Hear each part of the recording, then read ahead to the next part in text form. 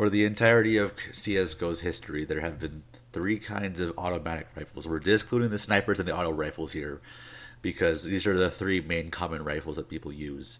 There's the force buy rifle, the full buy rifle, and the full buy rifle's scope variant. Now, guns of a certain category should be compared against guns of the same category, like how the SCAR 20 is compared against the G3, the AK is compared against the M4s, and the AUG is compared against the SG. But what happens when a gun outclasses the other gun in its category so much that it can't even be compared against that other gun? It has to be compared to a gun of a higher category. Now, T-sided weapons usually have to be stronger than CT-sided weapons, and sometimes when that's not the case, it's kind of weird, because attacking a site is harder than defending a site, so the T-sided weapons have to be a little bit stronger than the CT-sided weapons in order to make up for that difficulty in gaining the initiative.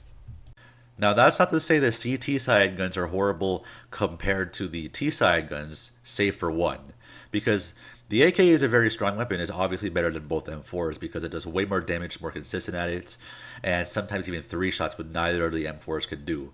And I'm talking about body shots and headshots, because headshots, the AK is always going to one hit the head, while the M4s will require another body shot or some grenade damage before it can tap the head and kill. This isn't the only scenario where this is the thing. The SG553 is slightly better than the AUG. The Tech 9, I think, in my opinion, is slightly better than the 5.7 due to its increased running accuracy and the faster fire rate, making it a lot more spammable. But this is not always the case because the CT side's MP9 is better than the T side's Mac 10. Although in my opinion, not by much. I know a lot of people like to disagree, but I think the MP9 is just slightly better than the Mac 10. And for some reason, the SCAR 20 is so much better than the G3, although people usually don't use either of those very much in either competitive or casual play, so that doesn't really matter too much. People use the AK way more than the G3.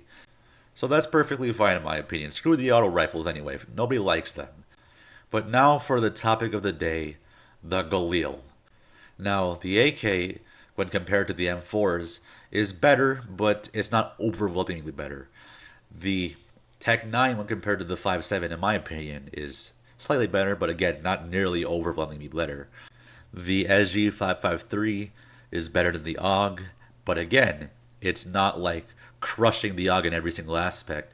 The SG553 still has some disadvantages when compared to the AUG, like the fire rates, the mobility, and the accuracy. But let's compare the Galil to the Counter-Strike counter-terrorist counterpart, the FAMAS.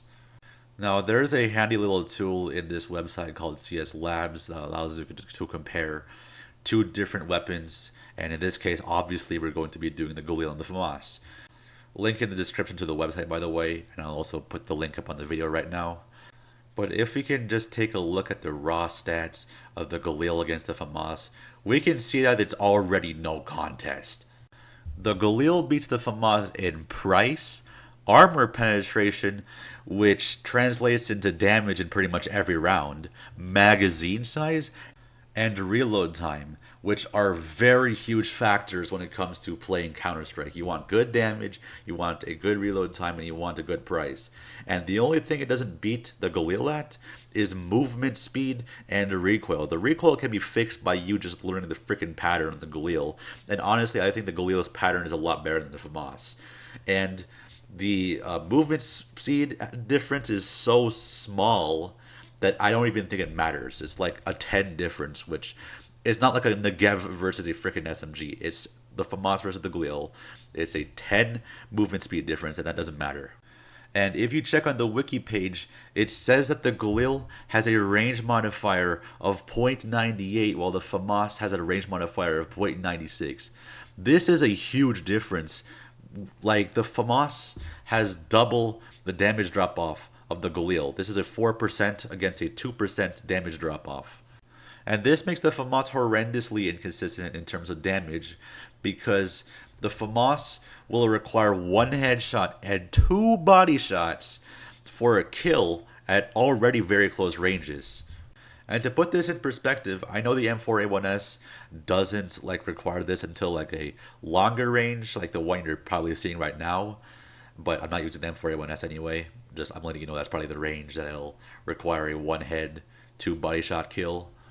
The M4A1S's range modifier is 0.94, meaning it drops off by 6% every 500 studs.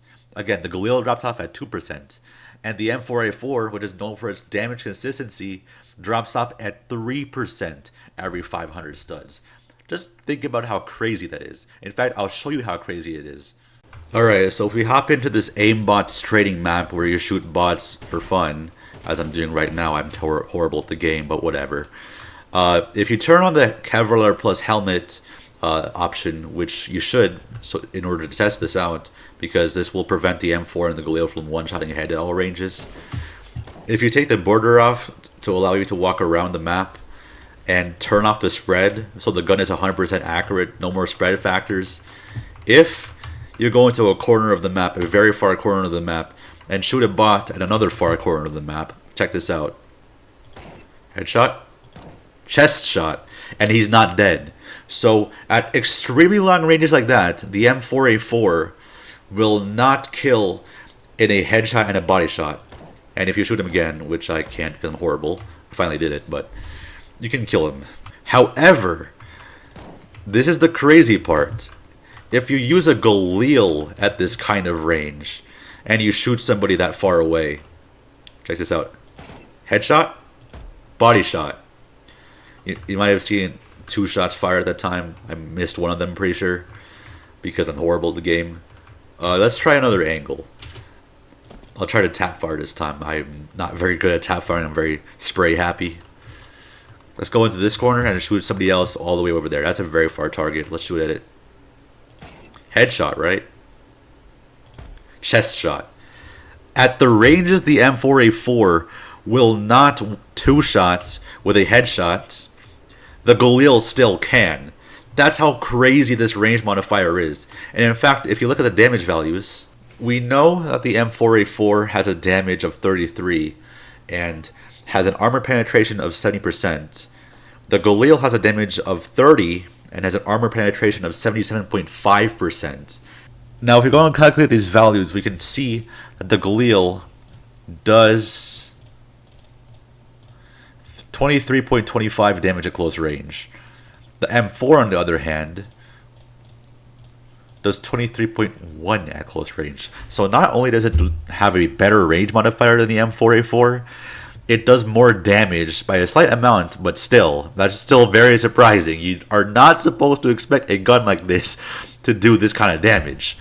It does more damage at close range than the M4A4 and will obviously do more damage at long range. So that's a little crazy.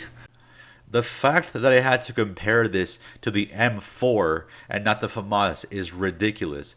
The Galil has destroyed its competition so bad that it's fighting its coach. Like, god damn. Looking at the stats even more as if the Galil wasn't already known to be way better than the FAMAS, we can see that the Galil's accuracy is better than the FAMAS, which is ridiculous. CT side weapons usually have more accuracy than their T side counterparts, like the AK against the M4. The M4 has more accuracy to compensate for the lower damage. This has better accuracy than the FAMAS, which is ridiculous. As you can see, the crouching and standing in accuracy is slightly better. And as you can see, the FAMAS has a slightly better recovery time, meaning that the crosshair or the bullets, they go back to the middle of the screen pretty quickly compared to the Galil. Well, not even that quickly. The difference is even that big. The running inaccuracy is worse on the Galil, but that doesn't even matter since they're both horrible. If you're running with any assault rifle, pretty much, you're not going to hit a single shot. That's just how it is in CSGO. Now, I'm not sure what fire accuracy is. I have never been told of anything called a fire inaccuracy. I'm not sure if this is supposed to be the first shot accuracy or just the default accuracy, like not including standing or crouching for some reason.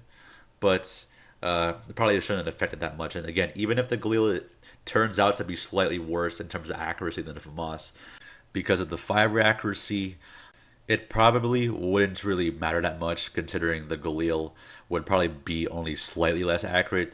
It would not compensate for the fact that the FAMAS is so much worse than the Galil. So yeah, I don't really think that would matter. I know it's still a slight difference between the FAMAS and the Galil, but the reason I'm bringing that up is because the FAMAS should at least have some sort of advantage over the Galil. The fact that it doesn't even have that is surprising to me. And obviously, if you compare the damage stats, it's not even close. I mean, just look at this. Every single area is green for the Galil side. Like, that's kind of crazy. Like, oh my god, the FAMAS is trash. And you'd think that a force buy gun would be worse in like every regard than a full buy gun, and that's what the FAMAS is against the M4, except in costs. You'd think that would be the case, like the Galil is going to be worse than the M4 or the AK in every single way, but even that's not even true. It costs $1,800, but compared to the M4, it has 5 more rounds and more range. And yes, it's less accurate, meaning that there's more of a spread to it, and you can't really hit targets as consistently as you should. Which means that the M4 is slightly above the Galil, but it shouldn't be slightly above the Galil. It costs 1,200 more, it should be way better. And the M4A1S, it's still very good compared to the Galil, but it has 15 less rounds this time, a slightly slower fire rate, and even less range than this gun has. Now, it does have a 4-shot kill and a suppressor, but I'm just saying, the fact that this even has to be a comparison is ridiculous. Hell, we could even compare this against the goddamn king of Counter-Strike, the AK-47. The AK-47 has 5 less rounds than the Galil, shoots slower, and has a harder recoil pattern, but if you follow the recoil pattern, it's actually more accurate than the Galil. So, yeah, the fact that it can even stand up to the king of Counter-Strike is ridiculous, costing 900 less and still being that strong. Hell, a lot of my friends have said they prefer the Galil over the AK. That should tell you something. The fact that the Galil can do very well, statistics-wise, against guns that are over $900 more than it, is ridiculous. I've had friends tell me they prefer the Galil over the AK. Now, the AK is still my favorite gun in Counter-Strike. Once I get enough money, I'll always buy the AK over the Galil. But if I have to save up, I'm always buying the Galil. It's so good. Now, its accuracy is kind of a deal breaker because, again, it's not able to consistently hit shots at longer ranges. Now, even while this gun is still very strong, again, you still have to get the full buy gun eventually if you want to really win rounds and stuff. Like, the MP9 is great, but eventually you have to get the M4s, you know what I'm saying? But this doesn't stop the gun from being so goddamn strong. In my opinion, and actually in this game, the Galil has the best effectiveness to cost ratio in the game because, again, it's so goddamn strong for $1,800. Like, that's insane. But that begs the question, how does this affect the gameplay? If people are just going to buy the AK-47 anyway in later rounds when they get more money because it's a better gun, and obviously it is, then why does this matter? The Galil will just act as a stepping stone to help you save up money for the better gun, the AK-47. Well, here's the thing. CT side doesn't really have that luxury of having an intermediate gun that works well to let them afford the better guns. Now, we already have the MP9. It's a very, very strong SMG. It helps the CT economy a lot. But the thing about SMGs, they don't have very good range. They're not very versatile because of that. And the pistols, like the 5.7 and the Tech 9, obviously they probably aren't going to be able to stand up to some rifles very easily. Now, I'm not saying there's no situation on the T side where you'd want to buy a Tech 9 or a Mac 10, because there's plenty of situations in which you just can't afford the budget rifles and you need the utility and shit. But when you can't afford top-notch rifles like the M4s or the AK, and not the AUG and the SG, by the way, because there's no point to them, I'll get to them in a later video. But when you can't afford the AKs or the M4s, you need an intermediate gun, and that's where the Galil and the FAMAS step in. They offer the same kind of versatility that full-buy rifles will have, as in you can take gunshots at any range, close, medium, or long. It's just that they're worse than their full-buy counterparts, and that's okay. But again, the Galil is so strong that it's barely even worse than its full-buy counterpart, and if I survive with a Galil, I'm buying armor grenades and saving up instead of buying a full-on AK, but if I have a FAMAS, I'm going to throw away the goddamn FAMAS. I hate that gun. So this leads to a situation in when you have a force buy round on both sides, the CTs are at such a disadvantage that they're either going to have to pick the FAMAS and just suck compared to the Galil, or pick a SMG like the MP9, which is great, but they don't have the same versatility and can't fight at those same really long ranges that the force by ARs can sometimes hit. Like, for example, sometimes I use the Galil on top mid of Mirage against the Sniper's Nest, and that's fine with me. Sometimes I get those hits, and sometimes they're very satisfying. And the FAMAS can do the same thing too, but again, the gun is so much worse than the Galil. And the MP9 and the MAC-10, they can rarely hit those shots, and they're very, very bad at fighting against those long ranges.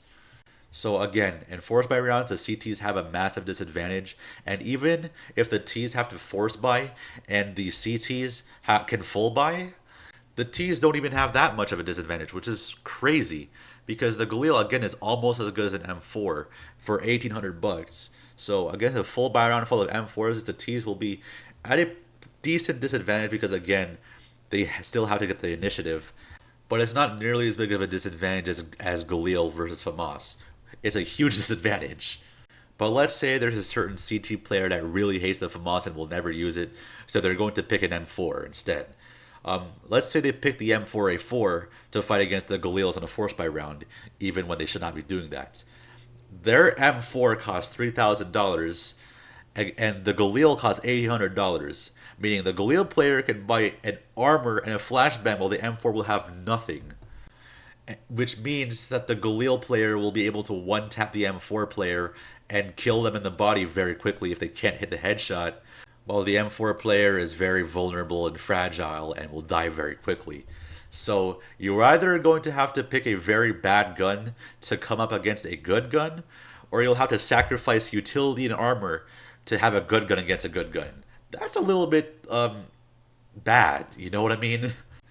Now, the M4s and the AKs are usually never bought in the second round because people don't have enough money to use those guns with utility. It's better to have a worse gun and a bunch of utility than no utility and a slightly better gun. You know what I mean? So on the second and third rounds, people are usually not buying full buy weapons right now. They're buying SMGs, they're buying mid-tier rifles like the FAMAS and the Galil.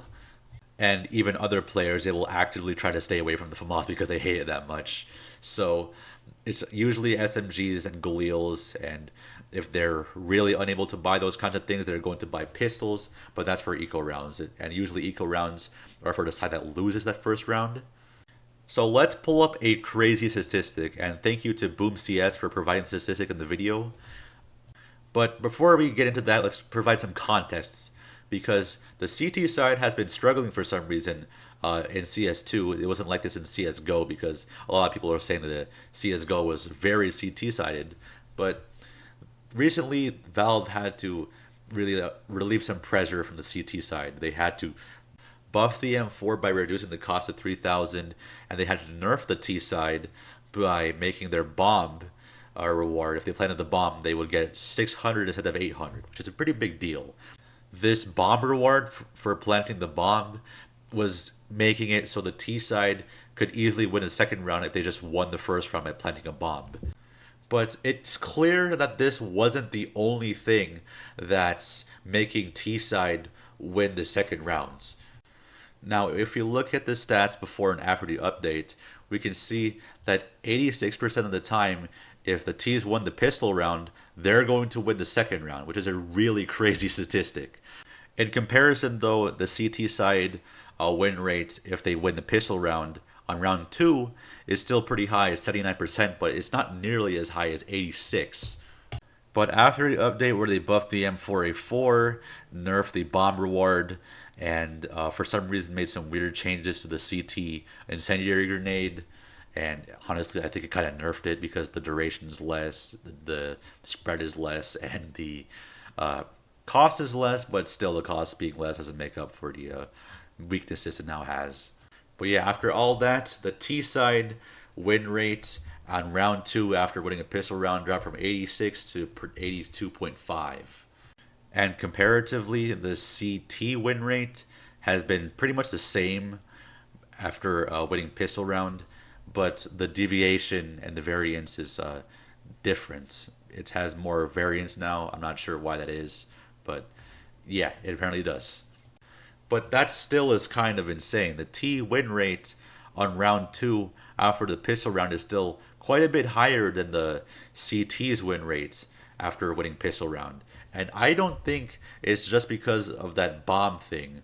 I think that it has to do with the fact that the T side just has a much larger advantage in the force buy round of the game, where they can't buy full on M4s and AKs, but they can buy FAMASs and Galils, the latter of which is a lot better. Since the M4s and the AKs are usually never bought on round two because of the fact that you need to buy a bunch of utility instead of getting a better gun. That's just how CS works. Again, I said that earlier in the video. We can rule them out as the cause for the problem, of which the T side is winning a lot more round twos than the CT side. So the guns that are being bought on round two are usually FAMAS's, Galil's, submachine guns, shotguns, all of those cheap guns. Maybe even like the 5.7 of the Tech 9 if some people really want to save up. But that is where the problem lies. The Galil is so much better than the other cheap weapons out there that it's making force buy rounds for the T side so much easier. Now, don't get me wrong, there's CT side guns that also are very strong on force buy rounds, like obviously the MP9. But the Galil is just way too reliable, consistent, and good for its cost that I think is really throwing off the balance of the game. Now, it's just my opinion, but I think there needs to be a balance change between either does this gun alone or this gun and its main rival, the FAMAS. And in my opinion, I think the FAMAS needs to have a change as well because it's just been so bad for so long. Nobody has liked this gun for a long time. So I have two proposals to balance out these weapons. The first proposal is to just nerf the Galil directly. I think they need to make the range modifier 0.95 instead of 0.98 because that's kind of ridiculous. They need to slightly reduce the accuracy and they need to reduce the armor penetration to 75%. Extreme changes, I know, but again, compared to the FAMAS, it's still going to be a little bit better. And I know that's a little bit extreme, and the CS devs have been criticized for doing extreme changes in the past, like killing off the UMP-45 pretty much, and severely like weakening the AUG and the SG-553. So I suggest just adding one of them each update or something, so people have some time to get used to the new version of the Galil, and if it becomes balanced, then just stop the nerfing at one point, and then it'll be fine. And proposal two is to just nerf the Galil in a much less significant way. I think just simply making the armor penetration to 75% instead of 77.5 would be good enough. And also to buff the FAMAS, which has been bad for a while. I mean, it's okay if you really want to use it for a force buy round. It's kind of D tier in that regard, but it's still so much worse than the Galil, and everybody hates it. So I propose an extreme change to the FAMAS. Again, it doesn't have to be this extreme. This is my suggestion, though, and it'd be nice to see it in game. Make the FAMAS have a fire rate of 700 RPM, a magazine size of 30, at an increased accuracy. And I just checked the wiki, and this has confirmed my belief that the Galil is more accurate than the FAMAS, because the Galil has an accurate range of 16 meters, and the FAMAS has an accurate range of 15. That's a little crazy. And yeah, I know those are very extreme changes. Again, those should not be all applied at once. We have to just let CS run its course and see if it's balanced or not. But the reason I think the FAMAS should have such a fast fire rate and a better accurate range is because of the comparison of the M4 to the AK. Because the M4 is more expensive than the AK, and it does less damage. The FAMAS will also still do less damage, and it'll still have that nasty two-shot, body shot, one-shot, headshot range. And that's very close to it. But compared to the AK, the M4 is more expensive and does less damage, but also has a better range and a faster fire rate. And since the Galil has a faster fire than the AK, why not make the FAMAS have a faster fire than the M4? And again, it's also more accurate, so it should have a better accurate range. And I just think the FAMAS's mag size is a bit too small. Oh, and also just a random like little side buff. Um, the FAMAS should also have a much shorter delay in between bursts in its burst mode. Like half the delay, honestly. The just delay is just too much. And yeah, those are my two proposals. The first one might make the Galil a bit too weak. So maybe just again apply it update after update. And the second one might make the FAMAS a bit strong. But in Counter Strike, it's always just been AK versus M4. Anytime it's been another gun, like the AUG and the SG, or the R8 revolver, any gun that's not the M4, not the AK, not the AWP that's in meta, it gets nerfed to hell. I think it's time for a change, honestly. Maybe another gun should shine because again, I love the AKs, I love the M4s, but you gotta have a little bit of a change for once. Like maybe the Famas could be just be rebuffed after that change, and Valve probably isn't even going to listen to this, so that's never going to happen. Maybe in my dreams, but probably not going to happen in real life. I just wish that the Famas was a little bit better, and the Galil was a little bit weaker. Honestly, I mean I love the Galil too, but like again, I think it's too strong. But yeah, let me know what you think of the comments. Maybe I'm crazy and the Galil is actually not as strong as I think it is. Maybe the Galil isn't even that good. It's trash or whatever. Well, yeah, that's pretty much it for the video. Leave your thoughts in the description. Let me know what you think. Maybe I'm tripping. Maybe I'm going crazy. Maybe I'm wrong about a few things. But regardless, I would like to have a discussion with it because I'm a big nerd about in-game weapons and I like to talk about those. So yeah, that's pretty much it for the video. The next commentary video will be about the AUG and the SG 553. So stay tuned for that. And yeah, that's pretty much it. Like and subscribe if you enjoyed, and I'll see you next time.